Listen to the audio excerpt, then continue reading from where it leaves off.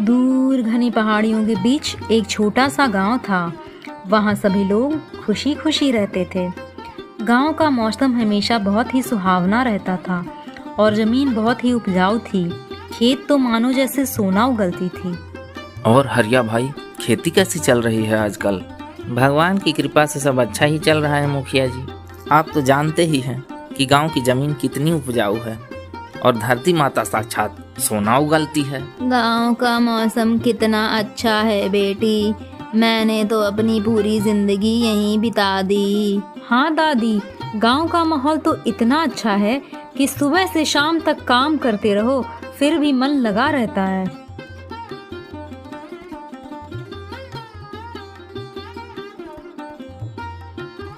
फिर कुछ दिन बाद गांव में एक अजनबी आता है।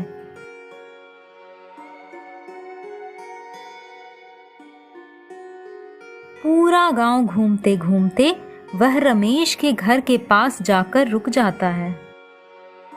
आलोक निरंजन, आलोक निरंजन। बेटा, मैं यहाँ से गुजर रहा था तो मैंने सोचा कि थोड़ा विश्राम कर लेता हूँ। मुझे आगे बहुत दूर जाना है बेटा, और रास्ते में रात हो जाएगी। अरे बाबा, इसमें पूछने की क्या बात है? आइए बाबा आइए, ये तो मेरा सौभाग्य है कि आप मेरे यहाँ पधारे हैं।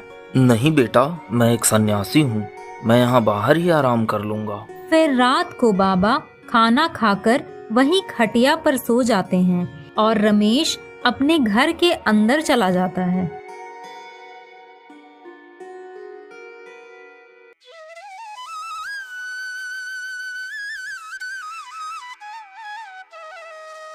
अगली सुबह जब रमेश उठता है, अरे मेरे यहाँ तो एक बाबा आए हुए हैं, मैं उन्हें जाकर चाय नाश्ता के लिए पूछ लेता हूँ। फिर रमेश उठकर बाहर जाता है। अरे ये बाबा कहाँ चले गए और ये पत्थर यहाँ किसने रख दिया? अरे ये अचानक मौसम को क्या हो गया? यहाँ तो बर्फ पड़ने लगी। मुझे ये बात मुखिया जी को जाकर बतानी होगी।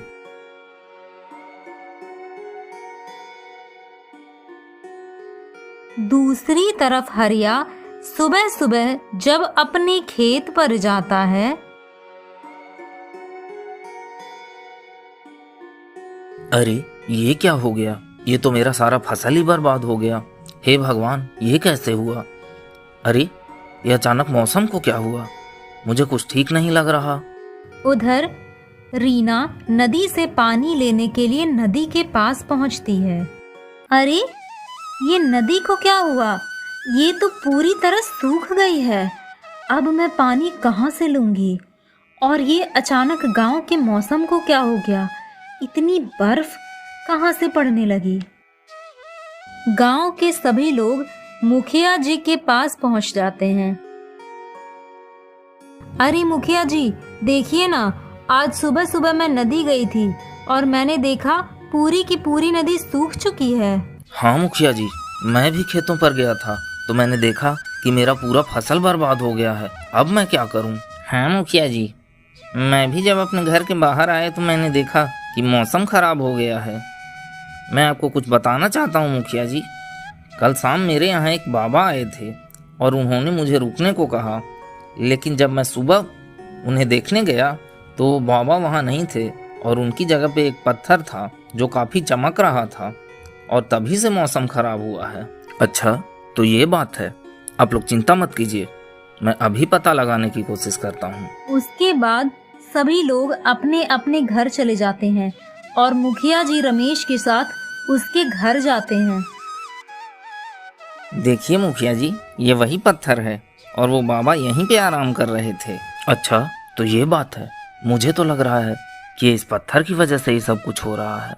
तभी उस पत्थर से आवाज आती है, तुम लोग ठीक समझ रहे हो, ये मेरी वजह से ही हुआ है और मैं कोई साधारण पत्थर नहीं हूँ, मैं एक चमत्कारी मणि हूँ।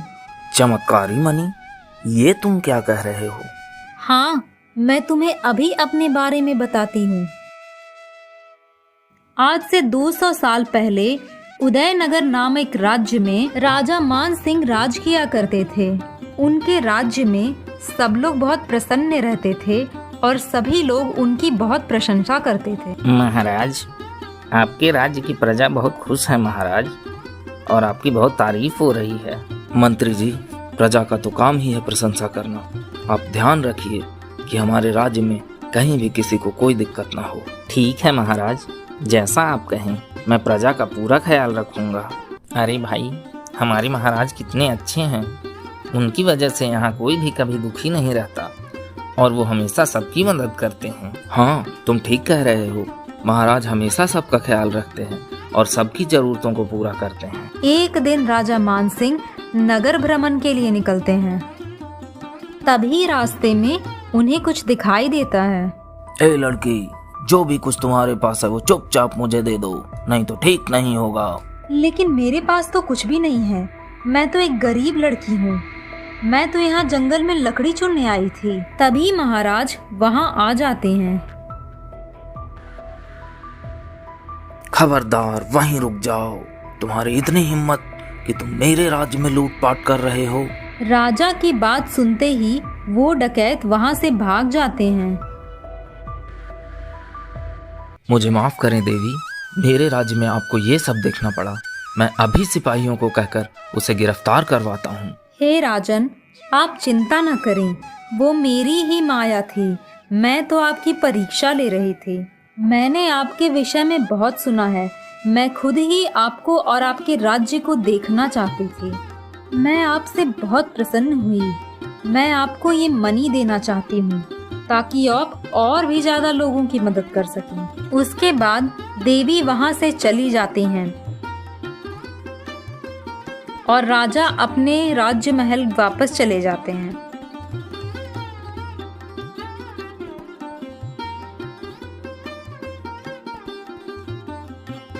महाराज, प्रजा आपका इंतजार कर रही है महाराज। ठीक है मंत्री जी, प्रजा को बुलवाया जाए। अब तो हम और भी अच्छे से प्रजा की मदद कर सकते हैं। अगला आदमी हाजिर हो।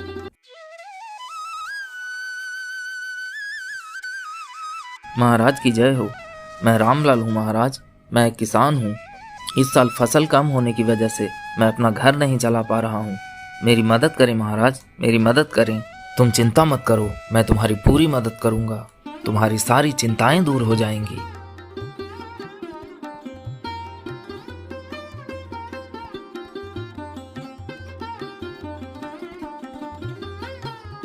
आपका बहुत बहुत धन्यवाद महाराज, आपका बहुत बहुत धन्यवाद। अब मेरी सारी चिंताएं दूर हो गई। अब मैं अपना घर आराम से चला सकता हूँ। ऐसे ही सालों बीत जाते हैं और महाराज का अंतिम समय आ जाता है। फिर कुछ दिन बाद राज दरबार में, बेटा, अब मेरा अंतिम समय आ गया है। अब ये पूरा राज्य तुम्हारी जिम्मेदारी है और वो मनी भी मैं तुम्हें सौंपता हूँ ताकि तुम पूरे प्रजा की अच्छे से मदद कर सको। उसके बाद महाराज की मृत्यु हो जाती है। पिताजी, मैं आपकी बातों का ख्याल रखूंगा और हमेशा आपके बताए रास्ते पर चलूंगा पिताजी। इसी तरह 200 साल बीत जाते हैं। कल महाराज उदय सिंह की बरसी थी बेटा। 200 साल बीत चुके हैं। वो एक बहुत ही प्रतापी राजा थे। उनकी दी हुई मनी हमारे परिवार की धरोहर है और हमें हमेशा उसकी रक्षा करनी है। हाँ माँ, मैं सदैव अपनी जिम्मेदारी निभाऊंगा और इस मनी की रक्षा करूंगा। तभी वहाँ एक तांत्रिक आ जाता है। आलोक निरंजन, आलोक निरंजन। माता, मेरा प्रणाम स्वीकार करें माता। अरे बाबा, आइए आइए। अहो भाग्य हमारे जो आप हमारे घर पधारे। उसके बाद महारानी स्वयं बाबा को विश्राम गृह में ले जाकर भोजन करवाती हैं और रात में बाबा वहीं विश्राम करते हैं।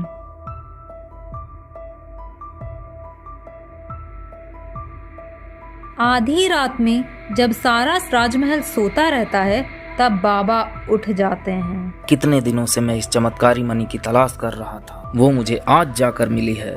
मुझे अभी ही इस मनी को प्राप्त करना होगा। इतना कहकर बाबा दबे पांव मेरे पास आ जाते हैं।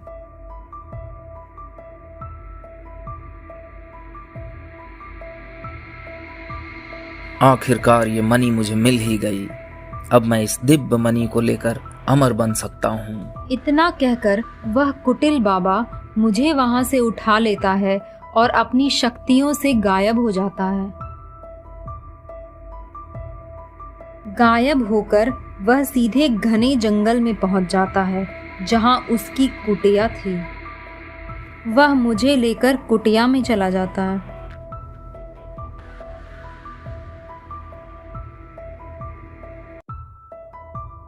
इस मनी के चक्कर में मैं बहुत थक गया हूँ।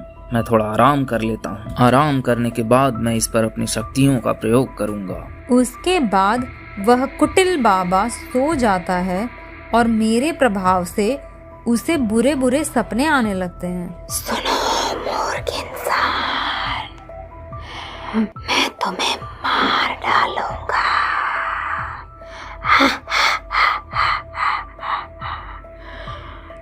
मैं तुम्हें मार डालूंगा। तुमसे पहले कई लोगों ने मुझे प्राप्त करने की कोशिश की।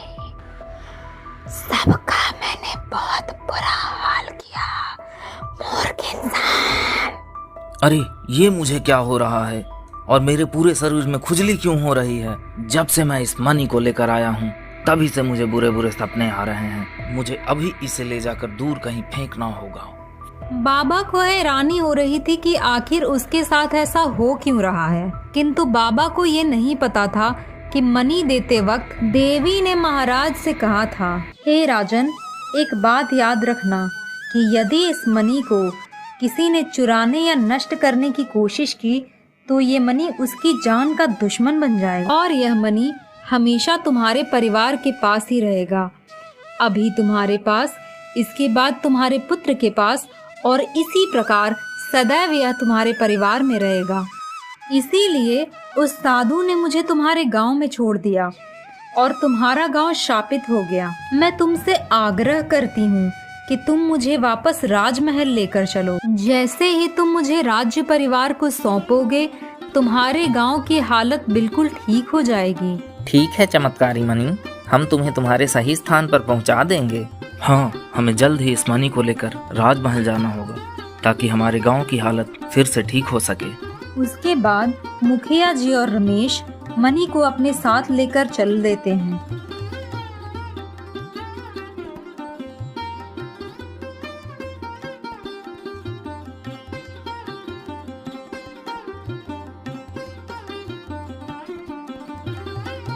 कुछ समय बीत जाता है और जल्दी ही मुखिया जी और रमेश राजमहल पहुंच जाते हैं। पता नहीं उस मनी को किसने चुरा लिया। माँ, मैंने गुप्तचरों को पता लगाने के लिए कहा है।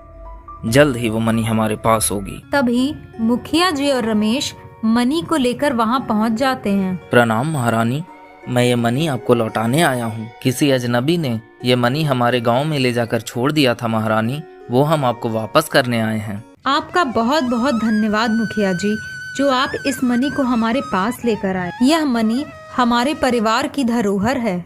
मैं आपकी ईमानदारी से बहुत प्रसन्न हुई। उसके बाद मुखिया जी और रमेश मनी रानी साहिबा को दे देते हैं। मुखिया जी और रमेश की ईमानदारी देखकर रानी उन्हें बहुत सारा धन देती हैं। सारा धन लेकर मुखिया जी और रमेश गांव की तरफ निकल जाते हैं।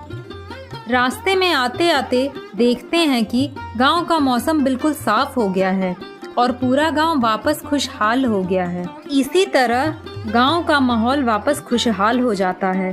सभी गांव वाले धन को आपस में बांट लेते हैं। दोस्तों, अगर आपको हमारी कहानी पसंद आती है और आप ऐसी और कहानियाँ देखना चाहते हैं तो हमारे वीडियो को लाइक और चैनल को सब्सक्राइब करें और अपने दोस्तों के साथ शेयर करना ना भूलें।